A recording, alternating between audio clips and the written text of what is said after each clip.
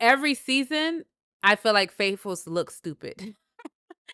Every season, Faithfuls look Yeah. stupid. And I think that's just the nature of being human. We're all Yeah. out here, we doing stupid things as human beings. But when you have the history lessons to teach you, you can learn and say, oh, yeah, we're not going to do that again. Welcome back in, everyone. This is Black Girls Talking TV, where we bring the group chat to life and discuss all your favorite TV shows. Today is all about the Traitors Season 4, Episode 9. I am Victoria. I am one of your hosts, and I'm a psychologist.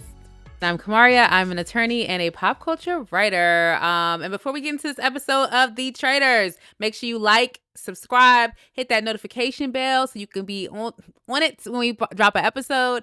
And talk to us in the comments. Let us know your opinions and hype us up. So let's get into this episode.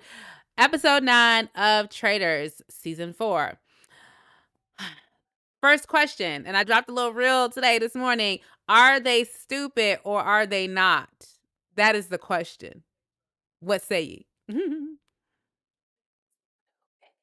Stupid.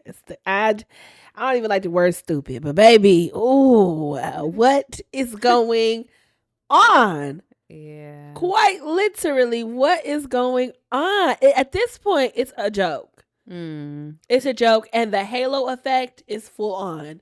Because ain't no way, not one person, I don't know if this is just the edit, but not one person has said, let's go back to when Candace double voted for Rob. Yeah. Maybe she was voting for Rob in defense of Lisa, and then maybe she was voting for Rob in defense of herself. No? Is that not a possibility at all? Yeah. Yeah, it's interesting. There's a lot of things going on. Like you said, halo effect. I have mentioned earlier how I think it's literally these people do not know the history of the show. They don't recognize these patterns because they do not watch Traitors. They just don't. And so we're sitting here in a situation where we've seen it time and time again with Bob, the drag queen, and Rob last year. We saw it with Phaedra and Dan.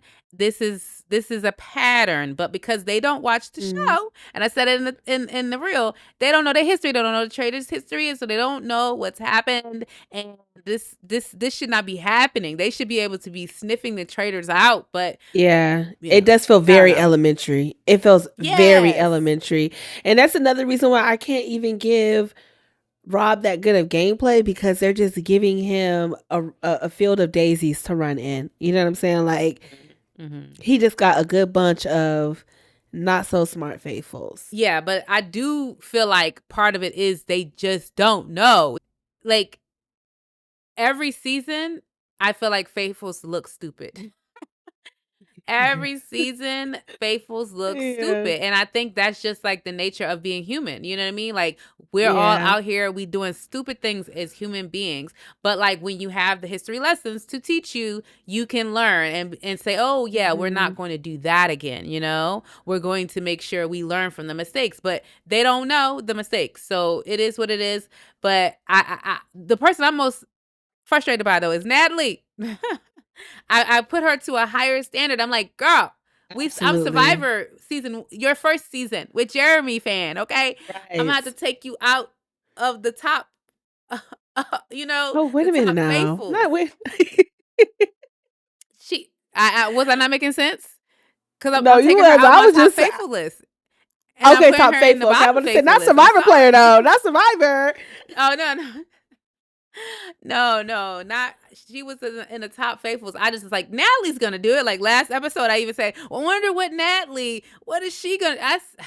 Girl, I gotta have to let you go. I've been holding on to the raft that like somebody might do it because there's some guys in there. I'm letting the rope go. The raft's gonna have to float downstream. Yeah, y'all. And she's under his hip, baby. She's connected to right. They need to murder her. She's murder her. Like they need to murder her so she can. Yeah. So, cause I don't know if it's better to murder her or Kristen. I was like, because Eric. So let's dip over into talking about Eric as a traitor, because I think that Rob thought that he's going to recruit him and he's going to be this great like puppet that he could probably puppeteer. Yes. Mm-hmm. But there's an element to his lack of sharkiness that is. I feel like I'm He ain't saying got no this street smarts. right. He ain't got no street Yeah. smarts. And it's getting them caught up. You get what I'm saying? Yeah, it's he'll get robbed any day, every day. Yeah, I think he's going to get them God just a little bit, and so maybe Kristen is a better option. But I don't know. He's interesting as a traitor. How do you think he? What do you think about him as a traitor?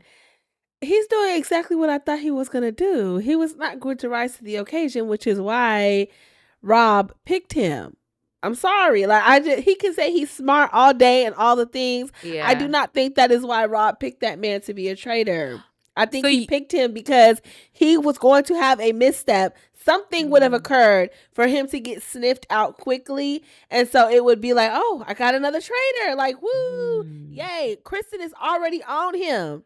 Now, why Kristen ain't got on Rob with that sixth sense, I don't know. But the fact that she just said, why was you quiet in today's roundtable? It's like, doggone. Yeah. It's interesting. And even when she was getting on Tara and she was saying like, I like confident people and you don't seem confident. And I'm like, girl, that might be your Achilles heel because you're sitting here thinking that because Rob is confident that he's safe. Yeah. And it's like, wolves are confident too. Yeah. They're confident too. The big bad wolf in that granny costume, okay? He was confident. Yeah. Sure enough was trying to eat that girl. Yeah. So. Yeah, child. I was just like baffled that nobody has tried to revisit the Rob conversation. Yeah.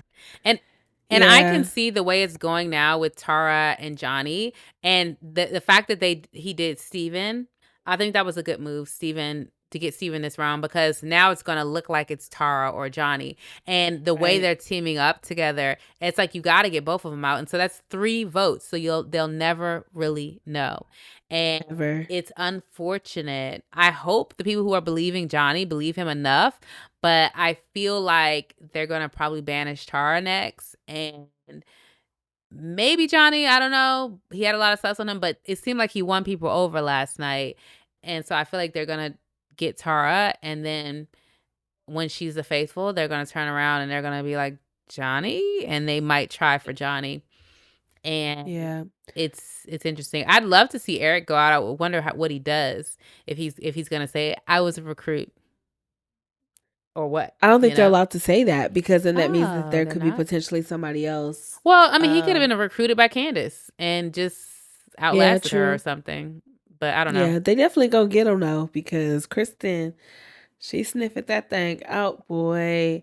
Yeah. And I guess I didn't realize how talkative Eric was at the round tables, besides when he, the whole Tiffany thing. Yeah. But there's so much that we're clearly not seeing, so...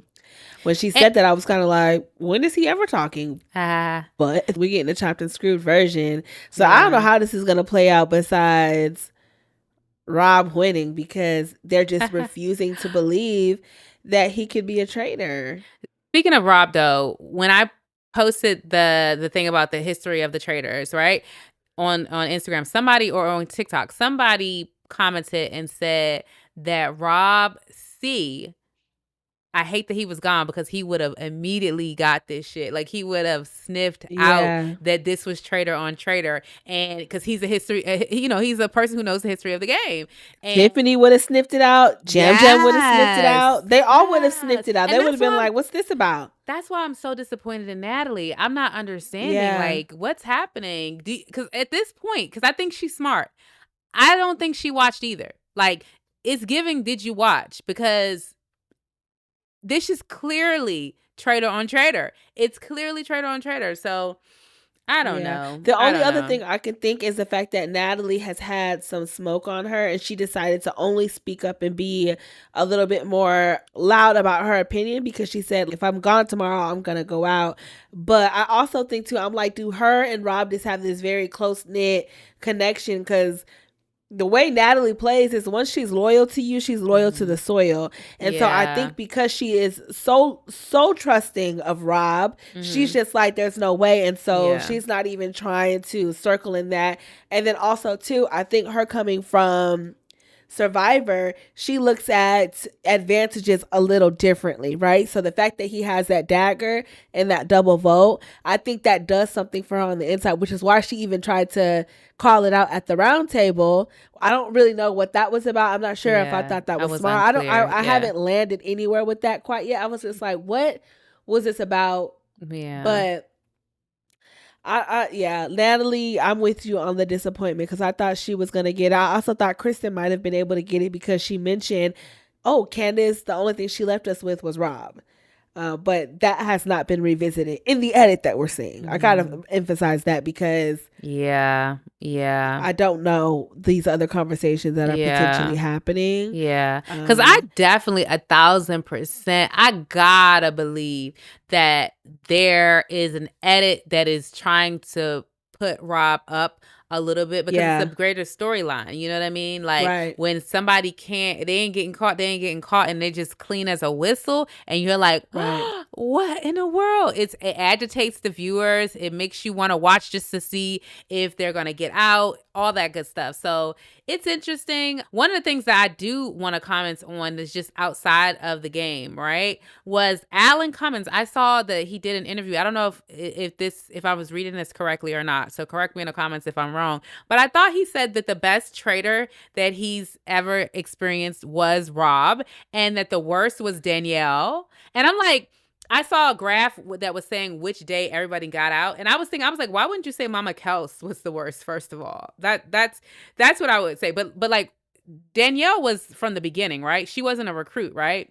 Yeah, no, she was from the beginning and made it all the way to the end. No, yeah, it was like a day 11. Not all the way to the end, but she made it pretty far. Yeah, I saw a graph. She made it to day 11. Like somebody was the day before her or something like that, but she made it to day 11, or maybe it was 10, but it was somewhere down there. It was like day 11, and Mama Kels got out on day 3. There's all the traitors are at least day 5, day 6. So why wouldn't you say Mama Kels first of all? So like, what's happening right there? And then secondly, got to bring in another black woman. Yes, Cirie. Why is Cirie not the greatest traitor? I don't understand that. Like, how is Cirie not the greatest traitor? I don't get that. I just personally, I don't get that. But well, we get it. We know what it's all about. Yeah, you know, I ain't trying to bring Alan in no mess, but you know, he also is under the halo because he said something about how fine he was. So I don't know. Correct. That's exactly I get tired. They need to put more respect on Cirie's name. I'm tired of people saying Rob the best traitor because it's truly not. Cirie got to the end flawlessly without her name ever being mentioned. Yeah. So I'm not understanding what these people doing. Yeah. I want to see what happens, but I'm scared to see what happens. I'm just like, these people are absolutely crazy. Disappointing. Yes, disappointing. Steven felt like such a waste because everybody was talking, well, not everybody, but somebody said something about like there's not strong enough evidence for X, Y, and Z. And then some people were saying, no, it got to be Tara or Johnny. And it was just feeling like, at what point do y'all start pointing fingers at people y'all have never mentioned? Because Steven is looking at y'all like, huh? Like, this is what you think is the reason? Johnny doing the same thing. Tara over here looking like, huh? Like, what? It's like, y'all think that's traitor behavior? So Steven felt like a waste of a banishment. They were better off getting out a heavy Johnny hitter. Or Tara. Yeah. Just so they could know a little bit. Johnny or Tara? Yeah, I think if they, I was hoping it was Johnny or Tara, just to be honest. I wanted them to be sacrificed because I felt like if Tara had gone out, for instance, or if Johnny had gone out, for instance, I feel like that people would have been a little bit like, oh, I'm wrong. I feel like what they feel now is that like, oh, Steven wasn't even who I came here being on. I came here being on Johnny. See, we should have just stuck to who we were on. And that's going to embolden them to keep going for Johnny now. So I think, like I said before, the way Rob did it, the way he felt like it could play out, and it did play out with Steven going and then Johnny and possibly Tara going next. Right now, I don't see it being stopped. I don't either. Unless the challenge didn't help. Yeah. Who do you think is going to get murdered? I think either Kristen, or Or Natalie. Natalie, but who? Girl, I'm gonna girl. lean towards Natalie. Well, no, I'm gonna lean towards Kristen because Rob don't care about his traitor partners, so he gonna be all right if Kristen is murdered, and then now it puts sus on Eric. Part of me feels like the way he was talking, that he was setting that up for a murder of Natalie and to keep Kristen in the game, because what he said was that I can protect you I can run interference or something like that, he said, with Mark and Kristen or whatever. Like, he said something like he would have his back with the two of them if they kept Kristen in the game. And so to me it felt like he was trying to say that it's not as dangerous of an option to leave her in the game as it sounds like. But I think he thinks that killing Natalie, it's not a move they would think he is doing. They're so close. And so I think he thinks that is probably the most protective cover he could have. And then I think he's okay. I think he recognizes that it weakens Eric, and maybe he's okay with that, because maybe he thinks that Eric's not going to turn on him. But I need Eric to turn on him. I need Eric to say, I think it's Rob. But I think the more he does something like that, it's just dangerous, because they're going to just come for him. They're going to be like, Rob, Eric's saying your name now. Like, and they're going to he's going to be like, I think it's him. And it's going to be, if Eric's smart, he could be in that round table being like, again, this is a pattern for you all to pay attention to and watch. So what somebody on TikTok or something, when I was saying like they're not paying attention to the patterns, they don't know the history of the show. The girl said they don't know the history of this show, this episode, this season. They not paying attention at all. Yeah, no, said, for real. You ain't wrong about that. But yeah. I don't know. We'll see what happens. Any other thoughts that you have about this episode? No, that is it for Traitors season 4, episode 9. Make sure you hit that subscribe button, that notification bell, hype us up, let us know your thoughts in the comments, and we'll catch you next week. Bye. Bye.